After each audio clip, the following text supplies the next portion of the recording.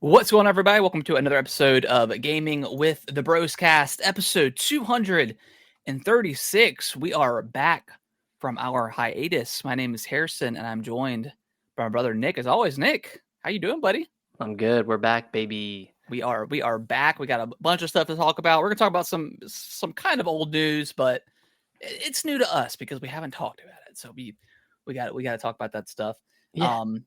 But we'll also be talking about some more Zelda. Nick's played Silent Hill 2. A little bit. I've played Dragon Ball Sparking Zero, so we're going to give our impressions on those games so far. But before we dive into that, Nick, how was your week? You were out of the country.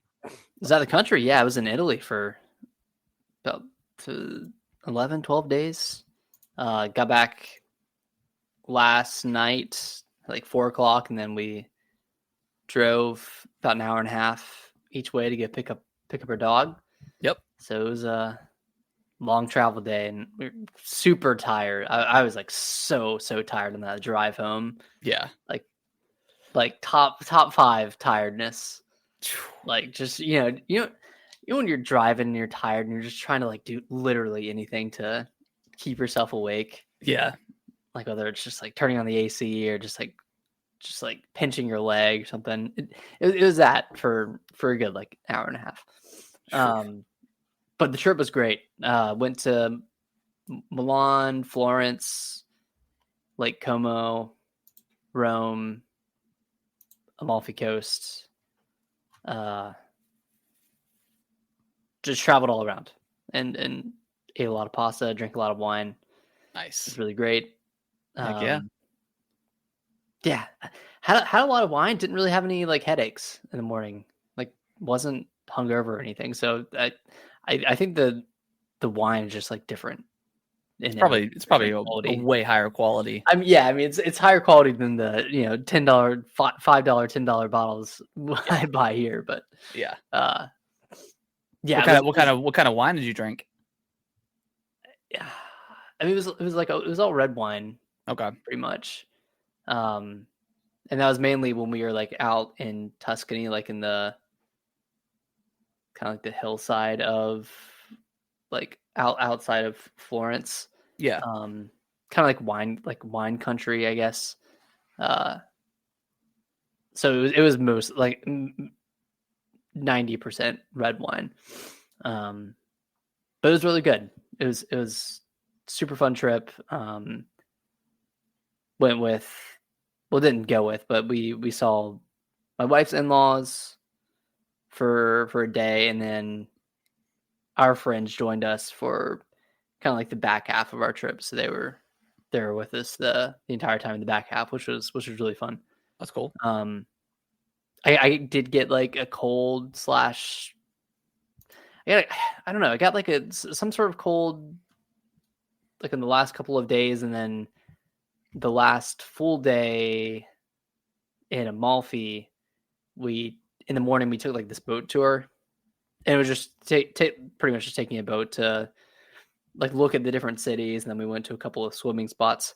But I didn't wear a ton of sunscreen throughout that like 4-hour boat ride, and I think I got like a little bit of sun poisoning, not like sunburn, but just kind of that exhaustion that just kind of hits you, and then I had like the fever and like body chills for a little bit. Oof. So that lasted like the afternoon, and then by the nighttime I was mostly fine. But like outside of that little moment, the rest of the trip like went off without a hitch. Like nothing got delayed. I took a ton of trains, and none of them were delayed. Like didn't miss any trains, didn't miss any flights. Yeah, because y'all are kind of like notorious for having something delayed. Yeah. It's usually the way back something happens, and we almost missed our connecting flight in Paris because we went from Rome to Paris, and then we connected in Paris, and then from there we were supposed to fly back to North Carolina. Yeah. But we had like an hour and a half layover, and we had to go through border control in Paris, and the lines were just ridiculously long. So barely made it, and then my wife got stopped by border patrol and she had to like go through another line and do like another search. So why? Just random? Yeah, it was random.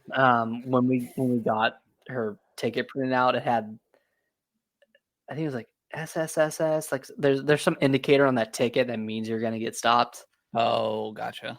She Huh. she knew about it and she saw it. She was like, "Damn, like I'm sure at some point I'm gonna get stopped," and she did. Sucks. But yeah, I mean, yeah. Other than that, like, went off without a hitch, got home, and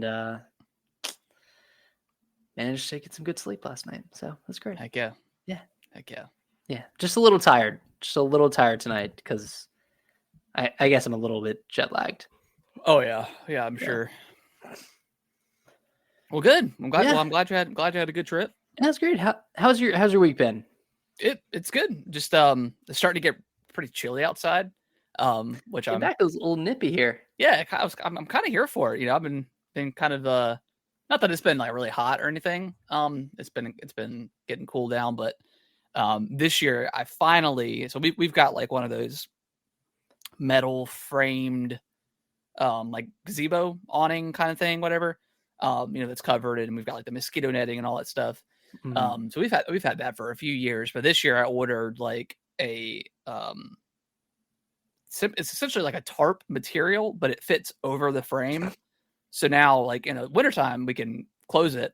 And I've got like a little space heater with like an approved extension cord that can, you know, because you're not supposed to use like heaters with extension cords, but I've got one that you can use for outside. So I'm excited to try it out to see how warm it gets in there when we're out there. Yeah. You know, on the weekends playing cards and stuff. So I got that coming on Thursday. Yeah, pretty good week. We took I took Kellen to the circus on Saturday. Ooh. Yeah, it was pretty cool. They don't do animals anymore. I was gonna like ask elephants and stuff like that. I'm not sure if it's a PETA related thing or just you know, maybe it's just I don't know. I don't know. But they did have like dogs that they had that were doing like cool tricks. That was cool. Mm-hmm. So had a good time there. And then this week we're going to. Well, we were going to try to go to the new Top Golf place by our house. But our parents are going to Boone to you know, our uncle's doing like a fundraiser for some people that at his job that lost their house to the floods. So they're going to do that. So I think we're going to go to like our it's like Spooky Woods. You know, it's like a haunted, you know, haunted trail for those who don't know what that is. So we're going to do that this weekend. So pretty excited. But yeah, it was I love those. Good week. It was a good week. Heck yeah. Yeah, I feel like I missed. Well, I did miss like half of Halloween month. You know, it's kind of sad. I came back and saw the decorated houses and looked at the barren house and like, man, like do I decorate? Do I put anything up? Like we're already halfway through.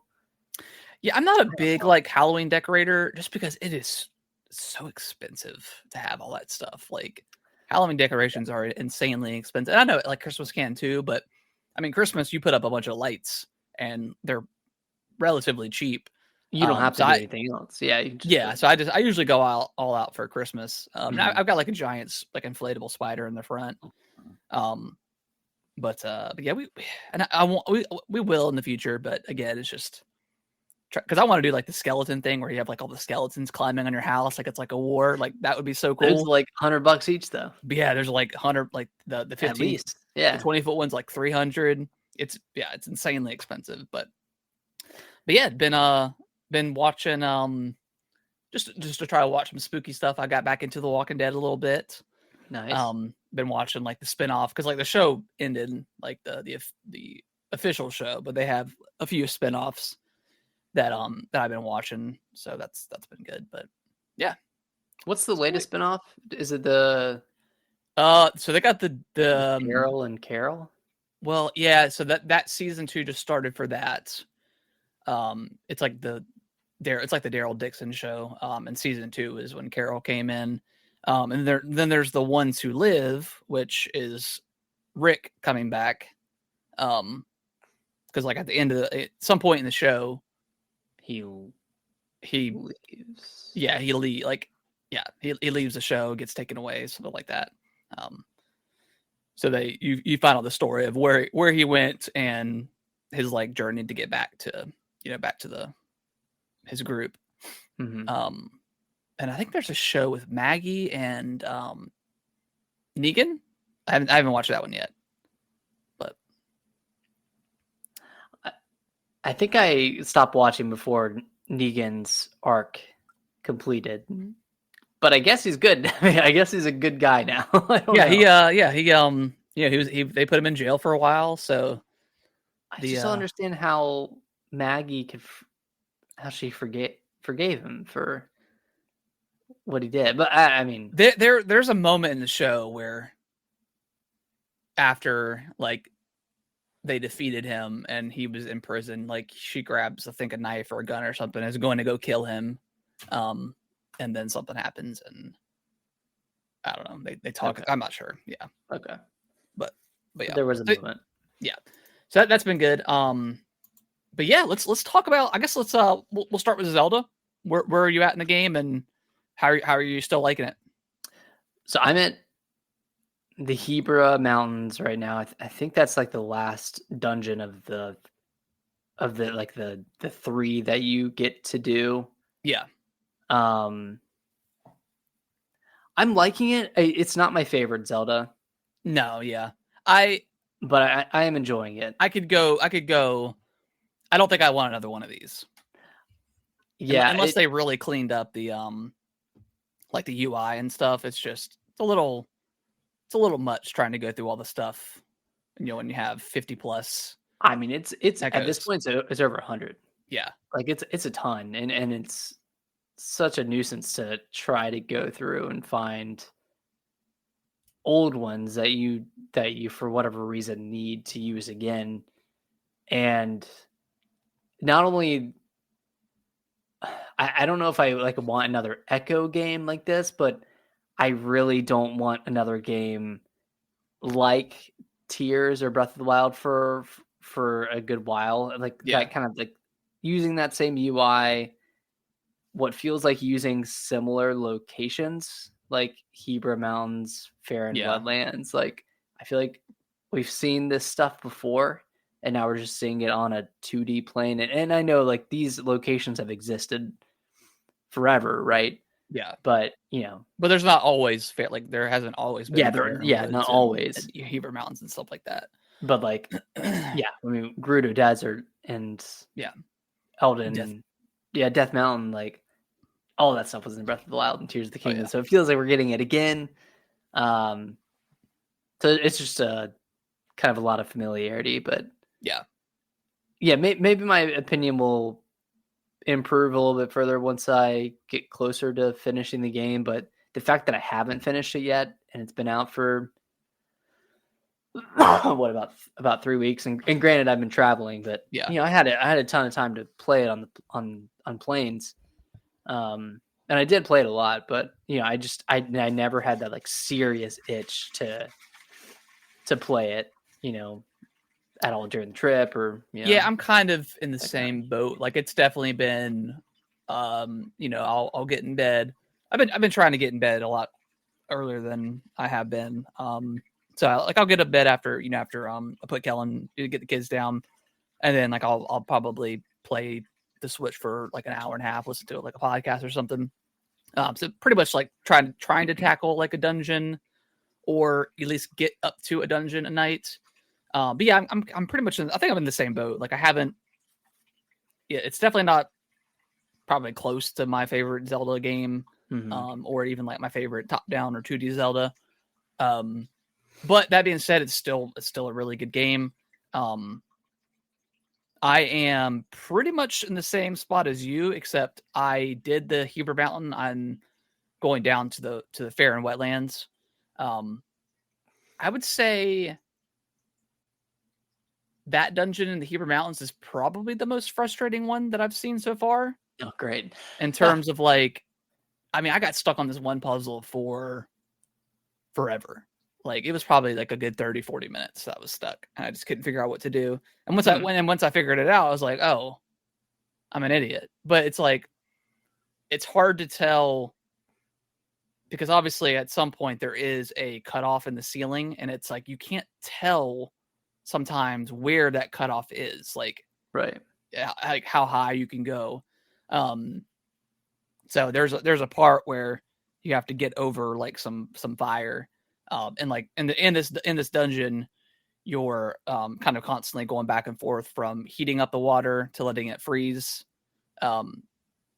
So that part wasn't difficult, but it was really just this one part. It was Okay. it was a little bit frustrating, but once I figured it out, I was like, why didn't I try this? Why didn't I try this before? But yeah, I mean, I'm liking this game a lot. I'm liking the combat. I'm liking the different options it allows you to use. When you're fighting or solving puzzles. But yeah, I don't know. Again, I don't know if I would want another one of these. I think if they do another top-down Zelda, like I want something like A Link to the Past, or something that has obviously this game has dedicated dungeons, but like I want the weapons back. I want like the I want bow and arrow and the hook shot and the boomerang and the Zora flippers, which I think these are technically in the game to swim faster, but like the Rock's feather and stuff like that. Like that stuff is so iconic. I miss it. Well, that's just the jump button. That's true. It is just the jump button. Okay, do you have the what is it, the automatron yet? I don't think so. Okay, with Dante or Dompe. sorry. I've met Dompe. I don't think I've gotten that yet. I'll have to double check. I'm not sure.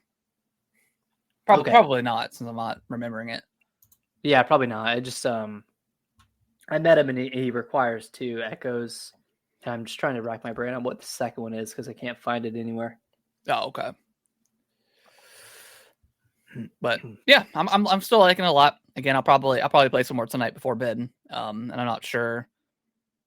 Apparently, like the end game stuff is like pretty cool. Like tying it into the Zelda lore and stuff like that. So I'm excited to see that. But yeah, good game. Good game. Nice. I still recommend it as a Zelda game. Yeah. All right, you want to talk about Sparking Zero? Yeah, let's do it. So I picked up. So I don't like Amazon as far as like pre-ordering games anymore. They've kind of burned me a few times. So I pre-ordered like the Ultimate Edition for this game back in like July of this year, whenever like pre-orders went up. And it's like the $100 edition. It comes with like the season pass, and you get to play 3 days early, which is, I normally don't do that, but the game's already $70. The season pass is like 30. I was like, okay, I'm gonna get the season pass anyways. Yeah, I'll just get it. Then the game was supposed to be released early on Tuesday, and come Monday, it says it's not going to be delivered until the 13th, which is 2 days after the regular edition comes out. So I was going to get it on Sunday. So I messaged them and I said, hey, the Ultimate Edition, comes out earlier than it normally does. And they're like, well, just because it's releases that day doesn't mean you're going to get it that day. And I said, well, then what the heck is the point of pre-ordering? So I just went ahead and canceled it. And then just picked up the game on Friday. I went to Walmart and picked it up. That being said, I really like this game. It's it's a lot of fun. Obviously, probably my favorite Dragon Ball game of all time at this point is probably between Dragon Ball Kakarot. I love that game a lot. And Dragon Ball Fighters is like a 2D fighting game. I haven't played any multiplayer yet of this game. I've been going through the story mode. And it's like the first time I went through it, I mean, again, it's just the problem with Dragon Ball games is it's a constant retelling of. I mean, it's an existing story. Yeah, and I've gone through that, a million times at this point. And Dragon Ball Xenoverse 1 and 2 are very, very similar gameplay in terms of this game, but this game I think does it a lot better. The animations are just absolutely incredible. And like the dodge moves and stuff are pretty awesome. But the layout of how they do it is like you can go through the the main story, and you can get through it pretty quickly. But there's some really interesting scenarios where it's kind of like a what if kind of thing. So, you know, there's like the one of the first scenarios you find is when the game starts is like you go fight Raditz, Mm-hmm. but instead you can choose to not go with Piccolo, and you go with Krillin and Master Roshi, and then if you defeat and a lot of these because it'll have like the when it almost looks like a Mario board, like you're kind of just traveling across these different areas, Oh, like I see. like the hub world, um, and you can see where it'll split off, and you can go a different direction. And most of the split off criteria to meet in like the match is to beat these enemies in like a certain amount of time. So if you're able to do that, the timeline will essentially split, and you can go down the alternate route. So in this one, Cool. like it was really cool because you defeat Raditz. Goku doesn't end up dying, so then you still learn about like Vegeta coming within a year, just like the main story. But this time, Goku's training with everybody, so everybody's prepared to meet Vegeta and Nappa. Yeah. None of the Dragon Ball characters end up dying. Um, and then Frieza, instead of you going to Planet Namek, Frieza and his army comes to Earth, and you defeat Frieza. You still become Super Saiyan, and then you go to Planet Namek, because I think you're trying to revive somebody. I think someone does end up dying, and then you meet Vegeta, who's now a Super Saiyan, which he doesn't become a Super Saiyan until after the Frieza saga. So it's really cool stuff like that. That's cool. Okay, so I mean that is pretty different then. Yeah, At least it's a different version of the story. I mean, same yeah, overall ending, but remixed a little yeah, bit. yeah, That's cool. just pretty much just like what if scenarios. So I've gone through the main story with Goku, and now I'm going back and doing like the alternate paths. And there's other characters you can play as like do their stories as well. Like there's Okay. like Goku Black who's in like Dragon Ball Super. You can go through his saga. And it's pretty short. I don't think any of them are quite as long as Goku's is, but it's like Gohan and Piccolo and like you play as Frieza at some point. So really cool stuff. And what are the cutscenes like? Are they like fully voiced? It's a combination of like traditional cutscenes, and then they have like the still art. Yeah.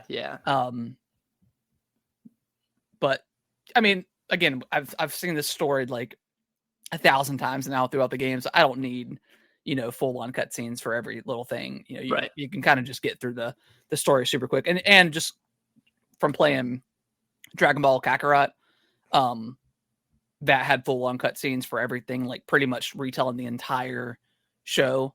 So I've already got that I've in the recent years, so I didn't need to re-see all the cutscenes again. But that being said, game looks great, runs fantastically in 60 frames a second. It's incredible. I like it a lot. Dang, nice, man. Well, this surprised me because I mean, I didn't have super high hopes for this. Well, game. yeah, it's a Bandai, anime based game, and most of them don't really usually review that well. And this one's like in the like lower 80s, so it's like pretty low to pretty mid, good. right? Like 83, 84. Yeah, something like that. So it's real good. Nice. And there's like, in a game, if you want to play with 45 different versions of Goku, you can. Now, do you see yourself getting into the multiplayer as much as fighters? I'm gonna dabble. And with fighters, like I've played a pretty decent amount of multiplayer. Obviously, I've mainly played with my buddy whenever he comes over and we'll play. But otherwise, I mean, it's just like any other fighting game. Like I'm gonna get my butt kicked. And this one seems like I've seen some clips and stuff on TikTok and YouTube. Like the fighting community seems pretty insane. And like it's very lore accurate too with the game. Like there are certain characters that are just OP, just because Because they are. I mean, you have what is it, 180 characters, something like that. Like, there's no way they can It's a lot. balance that. And Yeah, I don't it's a think lot. they tried to. Like, it doesn't make sense to balance it like a a traditional fighting game like Fighters, which No, yeah. yeah. So I mean that makes sense. Yeah, but it's really good. Like if you're a Dragon Ball fan, and enjoy these types of games, it's definitely one of the best ones in a long time. Again, it's very very similar to Dragon Ball Xenoverse 1 and 2. Same fighting style as Dragon Ball Kakarot, but Mm-hmm. I think just way way more polished. Looks way prettier. The attention to detail and the stuff is really awesome. Yeah, it's quite good. Nice. Glad you're liking it. Yeah. Tell me about Silent Hill 2, because this is probably something I'm going to get this week. Nice. Yeah, I picked it up today, and I've put about an hour and a half into it so far. Okay. And for reference, I have no experience with Silent Hill. I've never played Same. any of the Silent Hill games. Didn't play the original Silent Hill 2. So this is my first time going in. Right off the bat, the story is super intriguing. The main character his wife has been dead for 3 years, and for whatever reason, he thinks that she could be in the town Silent Hill. So he went there, or he's going back to that town to look for her. And like I don't have a lot of additional story details outside of that so far. Yeah. It's been a lot of just running through the town. You come across these like weird like creatures that look like they're body bags. Like they kind of look like sewed up creatures. So I don't really know what the context of those creatures are. I know you get more context, and that changes your perspective on them, I think. But as far as like the visuals are concerned, the game's super pretty. I mean, it looks Nice. kind of like as good as your other new survival horror games like Resident Evil 4. I mean, I would say it looks pretty on par, if not better than that. Okay. And I know this is a Bloober game, but the combat feels better. It feels better than their other titles. And well, actually, did the medium have any combat? Mm-hmm. It really didn't. Okay, so yeah, I guess that being said, the combat feels pretty good. The first hour or so, or really up until I stopped playing, I only had like a wooden plank to attack enemies with. So I didn't have a gun up until I got it like an hour and a half in, and then I stopped playing. But I mean, it's like kind of in line with other survival horror games. You have your dodge and weave, and then you have your hit button to hit enemies with the plank. Enemies take forever to go down. It's the same type of like, oh, you have to manage your heals, you have to manage your inventory. It's similar to something like a Resident Evil or like a Dead Space. Okay. So that's kind of like par for the course, and I'm kind of excited to see how that evolves once I'm able to use the gun a little bit more and see how powerful that is. That's good to hear, because like whenever this first got revealed, like it didn't look particularly great. The combat looked like really stiff. Yeah, it looked really janky. And I think that was like pretty much like the sentiment of like most of the game industry. And then like those previews started happening, and like the buzz was like pretty high, and then it reviewed really well. So I'm glad. I mean, Bloopers they've always made like quality stuff, but they've never had like that, that big jump, that big standout game. And it sounds like this is probably it for them. Yeah. I don't know how well it's selling. Hopefully, I mean, survival horror games usually don't sell incredibly well anyways. No, outside of like a Resident Evil. But I mean, if it can stand up with RE2, RE4, Alan Wake, I mean, that's pretty high standards right there. Yeah. Yeah, no, I hopefully it does. I mean, I'm really enjoying it. I think it's a very tense game. Yeah. There's very early on, you pick up this like receiver, like a walkie-talkie receiver type thing, and that receiver like gets like static signal whenever Yeah. you're near an enemy. So like you kind of like get this like static, and I was playing with headphones, and you get this kind of like static sound in your ear.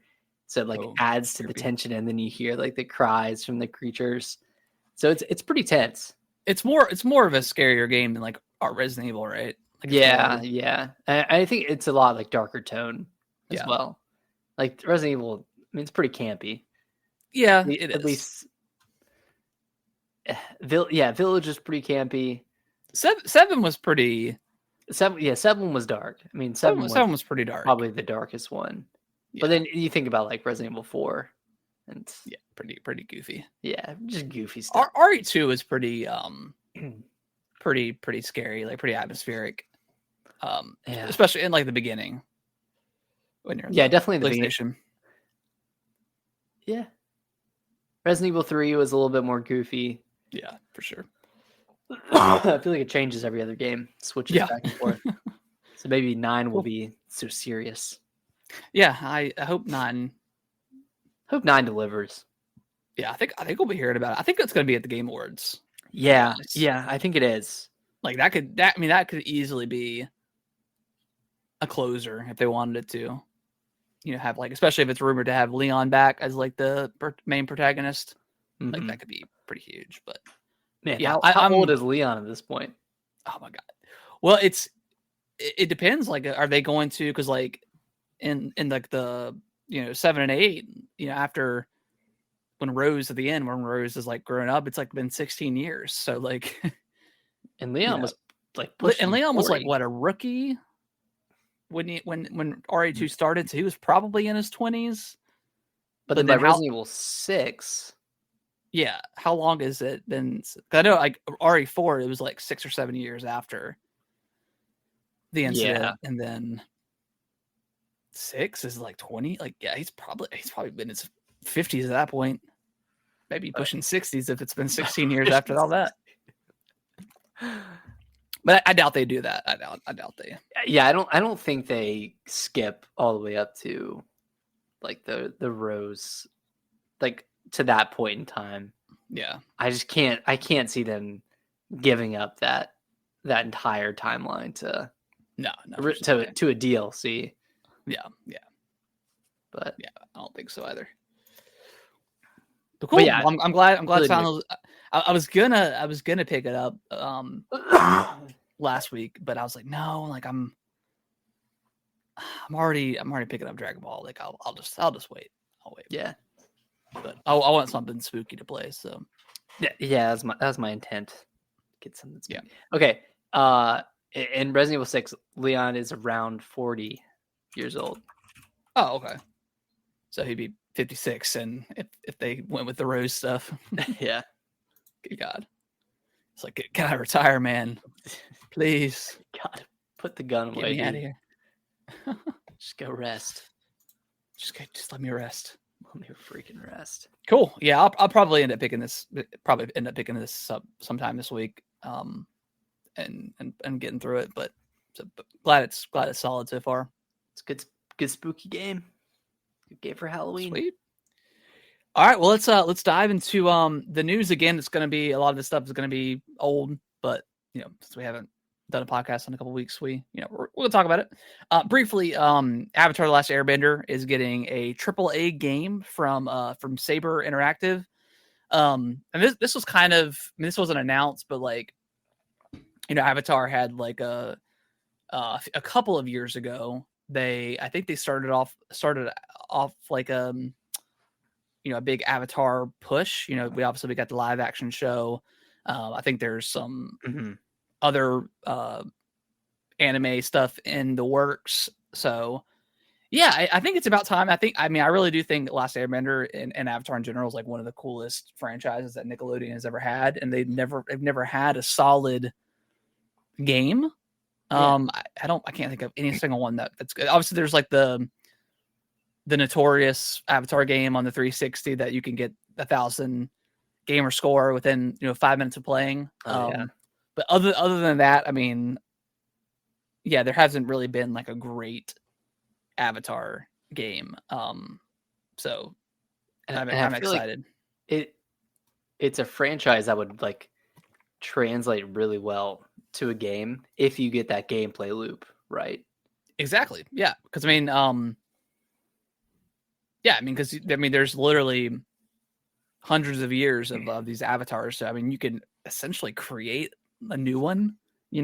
Obviously, it's going to be in the past with like, after Korra, there's not going to be. Well, there's going to be future. I don't know. I can't remember exactly how Korra ends, but something happens with like the timeline, like the avatar cycle that changes. But anyways, I mean, yeah, they have hundreds of avatars that they can essentially pick from and create. And like you said, if they get that gameplay loop right, I mean, it could be pretty sweet. Yeah, and I don't often advocate for open world games, but I feel like Avatar could lend itself well to an open world game, Oh yeah, for sure. having the glider, having all like the air abilities that can kind of help you with momentum, getting you into the air, and then obviously having like the different factions, I guess. Yeah.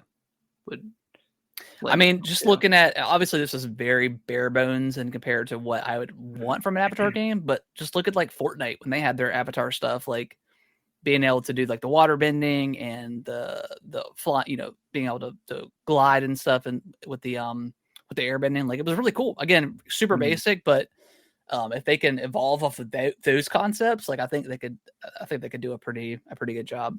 Yeah. So yeah, very very excited. It seems like this is still in very early development, so we probably won't see this for a few years, but I'm pretty excited about that. Alien Isolation had its 10th anniversary last week and is getting a sequel. Um, Creative Assembly did confirm that. Still in very early development, but I think they just wanted to announce that alongside the 10th anniversary. So very very excited. I This could is see so.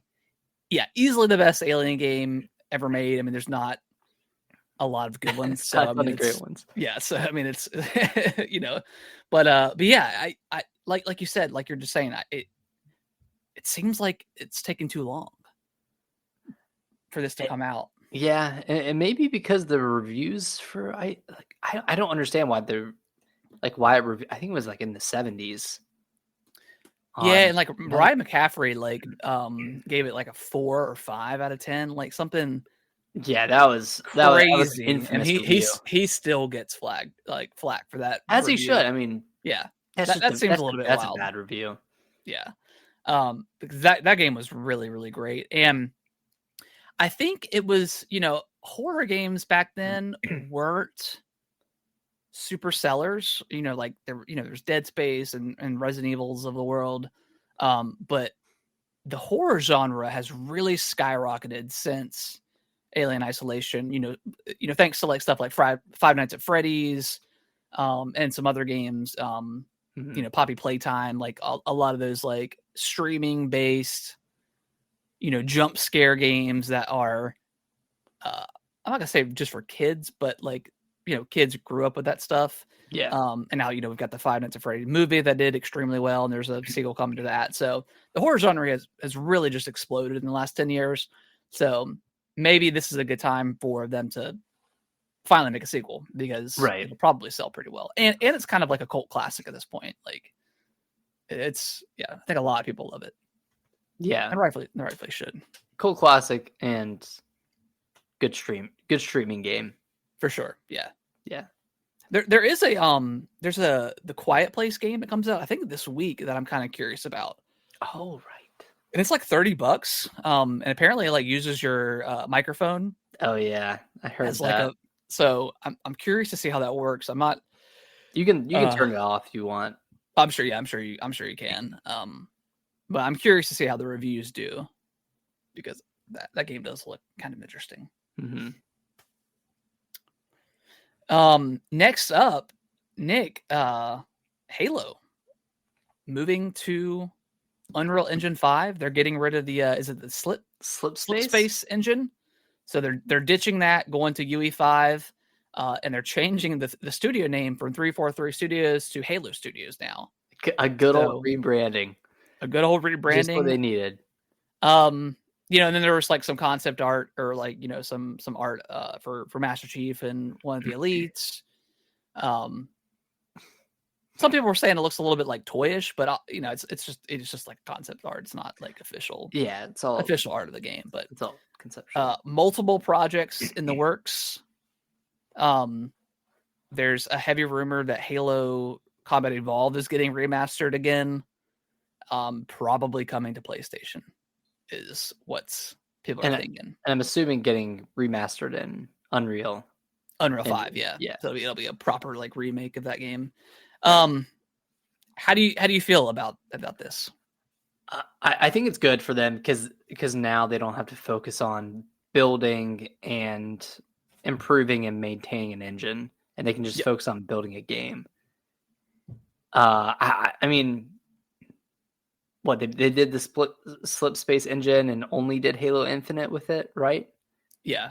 Like that seems like a waste. Like with Capcom, like they have their RE engine that they use for all of their games, right? Like that's a proven success. Like that has done wonders for their I just don't think the slip space engine was very good because like there was a lot of problems they had with developing that and getting things to work with Halo Infinite, and that's why they had so many problems with that game.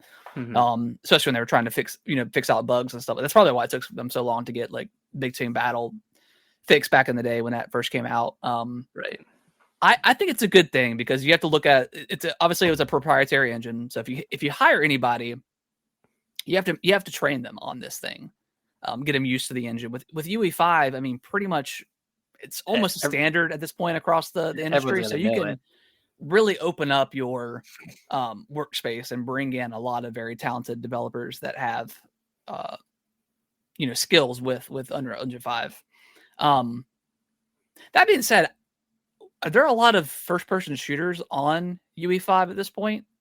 That would be my only concern, like if it doesn't feel like Halo. Right.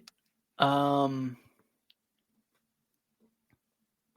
trying to think of some off the top of my head. I think there's a couple of like maybe smaller titles, but yeah, I think there's a handful, but not a ton. Yeah, most of them are third person. Which I mean, I don't know if I don't think that'll matter too much. I think as long as they nail the feeling, then it'll be fine. But I will say I did think that Halo Infinite felt the best out of all the Halos. Like it felt the best to play. Yeah. So as long as they capture that feeling, then I think they'll be fine. Yeah. I guess the only go ahead, what were you gonna say? I was just gonna say that's the least of my concerns. Like I just want them to put out a great game with a lot of content and a good roadmap for the future, and not have these huge gaps in content for Halo. Yeah, I mean, it seems like they were already kind of moving away from Halo. I mean, because this has been rumored for quite a while. Because I think now they just do like the kind of the monthly cadence, the monthly like mini battle pass. And I booted up Halo last night, just because they have like the Halloween thing going on. And it was kind of crazy. There's almost no new armor pieces. It was all currency. So they didn't even like bother making like a ton of armor pieces for that little mini battle pass. So strange. So they're probably just off of Infinite for the most part. Yeah, it's probably like just a skeleton crew at this point. That being said, I guess my only irritation, and it's kind of with Xbox as a whole right now, is they can't finish games. Like they can't finish stories. So I don't know if this is going to be, with Halo 1 getting remade, and obviously we don't know until it's been confirmed, but it sounds like they're gonna go away from Infinite completely and not continue that storyline. And then also looking at Gears of War, like very cool. They're going, doing the E-Day thing. We're seeing Marcus and Dom back together. Super nostalgic. It's going to be awesome. Very excited. Do we ever get a Gear 6? You know what I mean? Do we ever see the conclusion of that stuff? So that's the only kind of frustrating thing I have right now with Xbox. As far as those two, it's like, just finish the story. Just commit to it. Yeah, just commit. Well, that's their problem outside of finishing games as well, is that they don't commit to anything. Yeah. It's all wavering. Yeah, that's true. Yeah, they're I mean, that's we're only gonna do 4 games, and now it's more than that. And it's like, okay, it's like, you guys just come out and say what you're gonna do and just let it be. Like, at this point, like, just be any clear. goodwill you had with like your Xbox hardcore people is kind of out the window. So just come out and do what you're gonna do and run and just have a concrete roadmap of what you're gonna do and let that be it. But yeah, and then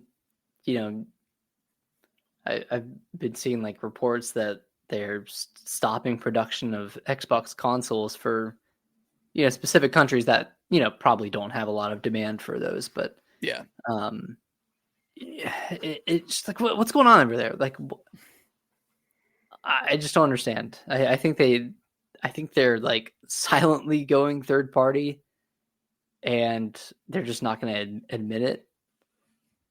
But we just need some clarity. Yeah, that would be nice. I think they're just trying to get through this generation so they can release their handheld next. Yeah, get their handheld out there, and then it'll be awesome. Yeah, hopefully it's a native handheld, not a Portal situation. No, 100% it'll be native. There's no way they'll make that mistake with. I mean, it'll be digital. Who knows? But it'll be native. It'll be digital, of course. Okay. Yeah, I don't think they'll do any like proprietary like. Like cartridges or anything. Cartridges and like that. I think it'll be just straight digital, and that's fine. I'm okay with that. But I mean, just talk about Halo just one more second. Like, where do you see Halo at in the next couple of years if we get a new game, like multiplayer wise? Like, I really don't know. Because Infinite, they tried. I mean, they tried. They had the battle pass, they had the live service element, but obviously, you brought it up earlier. They just couldn't bring out enough content. Yeah. Yeah, I don't know. It's hard. And who knows? Maybe in a couple of years. Sorry to cut you off. Maybe in a couple of years, people are going to be just absolutely done with all this live service stuff and want to go back to a arena style shooter. So maybe they'll be ahead of the game by doing that. Maybe it'll everything will kind of course correct. We'll still have like our Apexes and our Fortnites that are the absolute dominants, but then you have other stuff that can also kind of thrive without needing daily content. Yeah, and I mean that kind of stuff takes a ton of work too. And just it's hard. Yeah, it's hard because they have to produce maps, they have to produce new game modes, new armor sets, add in new weapons, playtest that. I mean, it's just a lot, and I feel like they didn't have the manpower to keep up with. Not keep up with the demand, but keep the momentum rolling for Infinite. And then also having to deal with maybe not so good of a engine as well. So working against that Slipspace engine. Yep. All right, Nick, what are your thoughts on Nintendo Alarmo? Dude, who cares? That got announced and released last week. Oh, it's already released? It's already out, yeah. You can buy it off of the website, the Nintendo website, or you can go to Nintendo New York and get it. And then I think it's going to be at every other retailer in January of 2025.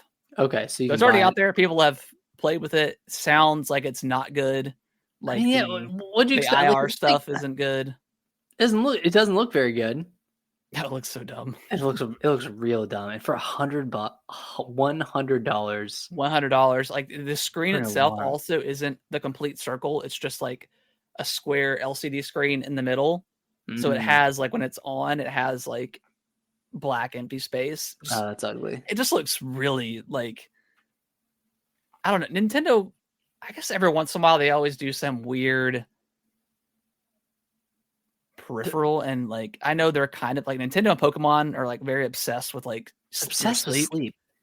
I don't really get that, but it just looks awful. It just looks like a very bad product. Looks real ugly. Yeah. And apparently it doesn't really work if there's someone else in the bed. Yeah, it's only right? I think I haven't seen people, I mean I haven't seen like a video of someone testing it out, but yeah, I think it only works really well if you're you know, like it's for a kid. Like it's at the end of the day, it's like more of a kid thing than anything. Right. But Yeah, okay, yeah. I have to remind myself that this is a product definitely for kids. Like but this it's is a like Christmas list item. $100. Like you can buy an Amazon Echo for $100 and does Less than that. You could buy two. yeah, and it does like way more things than what this thing does. You could Like ask it to play Nintendo sounds when you wake exactly. up. I mean, gosh, I would say even $50 is like kind of pushing it for Yeah. for what it is. This is out of pocket. This is so weird. Yeah, extremely weird. And then it's like the week of, like a lot of people were expecting Switch 2 to get announced, and then you announce this random piece of tech, like incredibly random. And then the same day, later on that night, they announced the super secret Nintendo Switch Online playtest program. And the following day, you signed up. They only allowed 10,000 people in. We don't know what it's going to be. We do know that the application itself, and I think it's next week is when I think it's the 23rd when this happens. The application itself is like 2.5 gigs, something like that. So some people are speculating that it's GameCube NSO stuff, but that I don't understand why we need a playtest for that. It's gotta be something with like an online functionality. If you need 10,000 people, because if it's GameCube, they would just play test it internally. Yeah, I don't really understand why people are speculating that it's. Unless it's like you're streaming GameCube games, but some people were thinking streaming, as a way, especially as a way for like cross-gen stuff. Like if if they're gonna do like cross-gen Switch games play on Switch 2, and like maybe that way they can obviously have the Switch 2 games native, of course, because it's a new platform, but also allow Switch 1 users to play Switch 2 games via the cloud, since the Switch wouldn't be able to run it. Like some people are speculating about that. Wouldn't that defeat the purpose of getting a Switch 2? Yeah, exactly. What some people like were thinking maybe it's a Prime 4 multiplayer beta test, which could be interesting. Oh, that would be cool. But also, like, I don't know. It's weird. Only Nintendo can do something like announce this super secret playtest. It's so strange. And 2.2 gigs, that's a lot. Yeah, it's a lot. Now that I think about it, it's probably too much for something like a Miiverse. Yeah. Or some sort of like online hub. Man, now I think it's Metroid Prime 4 multiplayer. That could be sick. That could be so sick. I mean, yeah, because you would definitely need a playtest or something for that. But I don't know though. You think maybe that would get announced like closer to Prime 4's release date, and like that wouldn't be as secret of a thing. But I mean, it could be kind of smart, getting like this really big buzz about what the heck this thing is, and then they didn't have people sign an NDA, but they asked people not to talk about it whenever that happens, whenever the playtest happens. So we're gonna know like within minutes of that thing going live. So very weird, very very strange times for Nintendo right now. Yeah. I really thought they were gonna announce the Switch 2, or at least announce a date for the announcement. Now I don't I'm think we're getting it until 2025. Yeah, I'm thinking January is when we'll. Because it wouldn't be Yeah, November. no. I mean, it's not going to be this week because of Mario Party. Yeah, Jamboree comes out on Thursday. Um, I mean, it could be next week. I mean, obviously Halloween's next week, but or no. So Halloween's a yeah, week. I guess next week would be really the last time. Maybe. I mean, they could announce it the week of Halloween, but who knows? Who knows? Either they announce it in October. They've got 2 weeks left to do it, or we're not going to hear it until 2025, and then it could still come out in March. Like I don't think they need 6 months of marketing to push out to people. I think it could just sell very well, Right. But And I know like we expected them to follow the initial Switch's reveal, but maybe they do care about getting Switch sales in this holiday season because yeah, I mean back in 2016 when the Switch was announced, like they knew that the Wii U wasn't going to sell that holiday regardless of oh, that's why they did the the SNES minis and stuff, the classics. right. Yeah. So they 2 they years didn't in a have row. anything to lose by announcing it Yeah, before Black Friday, whereas in this circumstance they do. They're still going to sell millions. I mean, they're going to sell millions of Switches this holiday season, and they might not if they announce the Switch 2 too early.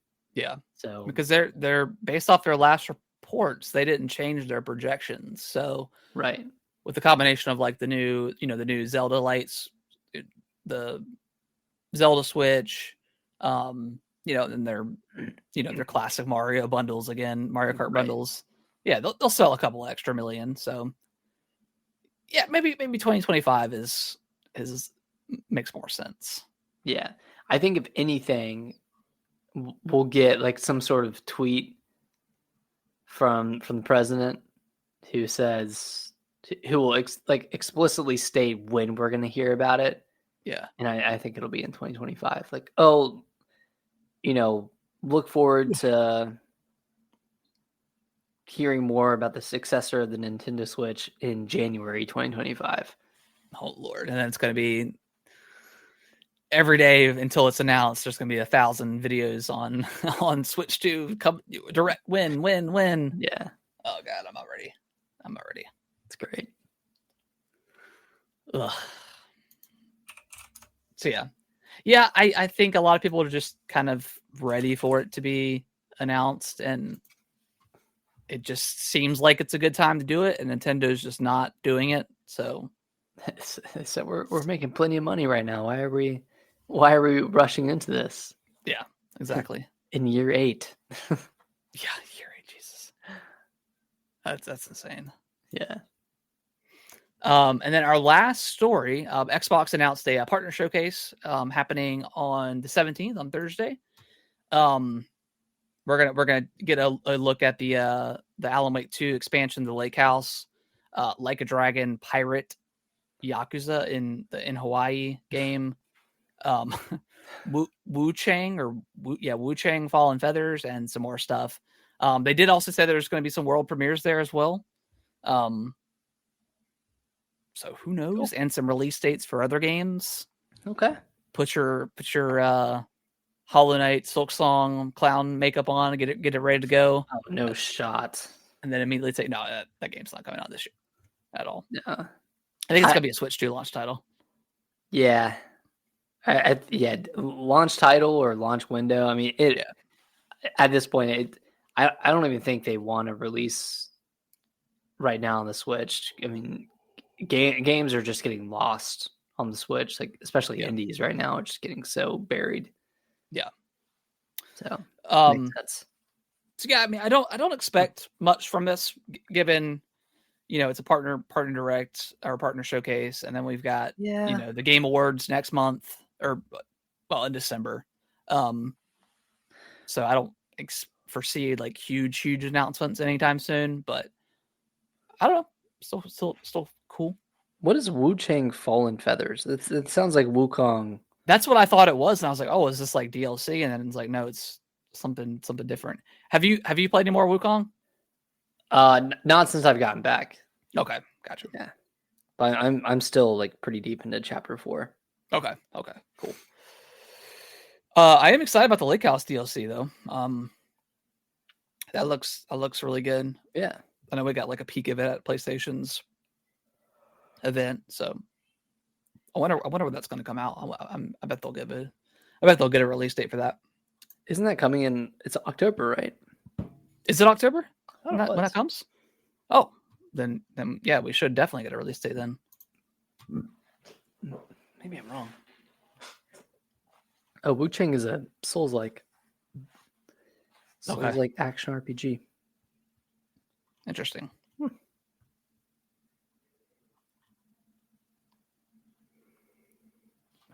Looks like Wukong. It does. It does. Have you played an MMO yet? No. Okay. Yeah, I should have played it on the plane. Yeah, that would have been a good one. Yeah. I don't love playing games on planes. It's just kind of uncomfortable. Yeah. I get hot playing, and then yeah, I mean, I haven't been on a plane like a long plane flight to justify having my Switch out. Like I brought it on the flight to Florida this year, but I mean that flight was like an hour and 15, so yeah, I just pretty much just sat there, but yeah. I mean, my flight was like 8 hours 30 minutes. Yeah, so it was long. I mean, I probably played 3 hours of Zelda and then listened to podcasts and stuff the rest of the way. Yeah. But sweet. Well, yep. I think it's going to wrap up the news here. Quick fantasy critic update because we had a bunch of games come out. I am still in the lead, although I did get negative points for. I got negative 17 points for Silent Hill 2. So that was unfortunate, but I'm glad. I'm glad the game reviewed well. So I also got negative points for Sparking Zero. Yeah, you got negative. Yeah, you got negative 12, and then you got negative 12 for Black Myth. So I'm currently in the lead at 172. Although you did get points for Jamboree, which is sitting at an 81, so you should get 11 points for that. So you should be up at 155. So getting pretty close. You're still projected to win by 30 points. So there's a lot of games left. Yeah, I have a lot of you have a lot of games. You have more games left than I do right now. Like Mario Party Jamboree comes out on Thursday, then Black Ops 6. So I'm sure we'll review pretty well. Dragon Age Veilguard's probably going to review well. I've got Horizon Zero Dawn. You've got Brothership, which will probably be in around the 80s. I have high hopes for Dragon Quest 3. Yeah, HD 2D. I hopefully that gets in the 90s for me. Lego Horizon Adventures. I think it'll be upper 70s, low 80s. Yeah, I think so. Microsoft Flight Simulator is probably going to be like a 95, 96. Right. It's going to review so well. You got Stalker 2 and then Indiana Jones. Which either of those could go either way. Yeah. Yep. So a lot of stuff left. A lot left. And you've got 3, but they're all, they could all be pretty high. Like even Horizon Zero Dawn Remastered, like that one could just simply be in the high 80s because it's just as good as the original. Yeah, that's what I'm hoping. It'll be in the high 80s. Yeah. But yeah, I think that's going to wrap up the show, everyone. We appreciate everyone listening, watching, all that good stuff. If you could review us on your favorite podcasting platform of choice, that would be awesome. And much appreciated. You can follow us on Twitter, X, whatever. Follow us on TikTok. All that stuff is in the description below. You can message the show. Yeah. Yeah, yeah, man. Yeah, man. Yeah, that's all I got. Nick, any final thoughts before we wrap it up? No, I mean, we'll be back next week with more Silent Hill, Yes, Zelda. Probably finish Zelda by next week. I should. Yeah, Yeah. Yeah. play some more Dragon Ball. Yeah, it's Are more you are you thinking about picking up Metaphor? I'm thinking about it. It looks good, man. But like part of me wants to wait for the inevitable Switch 2 port. Yeah, and like the whole 100-hour kind of thing throws like 100 hours on a home console. That's yeah. I just know I'm not going to do it. Yeah, and you still got Final Fantasy to finish. You still got Like a Dragon to finish. Yeah. And I also do want I want to pick up Dragon Quest 3 too. So like I know I've got that coming out pretty soon. Mm-hmm. So And that's coming to the Switch, right? yeah, that's coming to the Switch. Okay. That's probably what I'll play it at if it runs, which I would assume that it runs well. But you know, Never know. yeah, you never know with the Switch. But yeah. All right, guys. Well, we'll see you next Monday. Bye bye. Bye bye.